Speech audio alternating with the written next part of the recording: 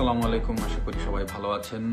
যদিও ভালো আছেন কথাটা এই মুহূর্তে ঠিক বলা ঠিক কিনা, কারণ সবাই মানসিকভাবে বিপর্যস্ত। 15ই আগস্ট বৃহস্পতিবার হঠাৎ লাইভে এসে নিজের ভুল স্বীকার করে কান ধরে রাজনীতি ছেড়ে স্বাভাবিক জীবনে ফিরে আসতে চান ব্যারিস্টার সুমন। কিন্তু তার এমন ক্ষমা চাওয়াতে এত মানুষের মন গলেনি, উল্টো তাকে নিয়ে অনেকে বাজে মন্তব্য করেছেন। এমন একটি ভিডিও সোশ্যাল মিডিয়া ভাইরাল হলে এবার ব্যারিস্টার সুমনকে নিয়ে লাইভে এসে যা বললেন মাশরাফি। তিনি বলেন, সবাই মানসিকভাবে বিপর্যস্ত, আমি এটা জানি, তবুও যেন একটা কথা না বলে পারছি না।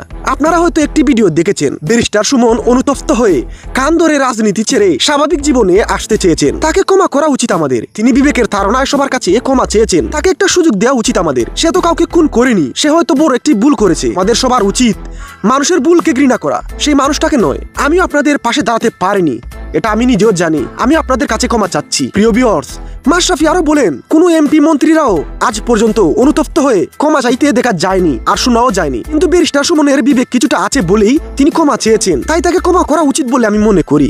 তাই প্রিয় ভিউয়ার্স, ব্যারিস্টার সুমনকে আসলে কি ক্ষমা করা উচিত? আপনাদের মনে কি প্রশ্ন? প্লিজ কমেন্ট বক্সে জানিয়ে দিন আপনাদের মতামত।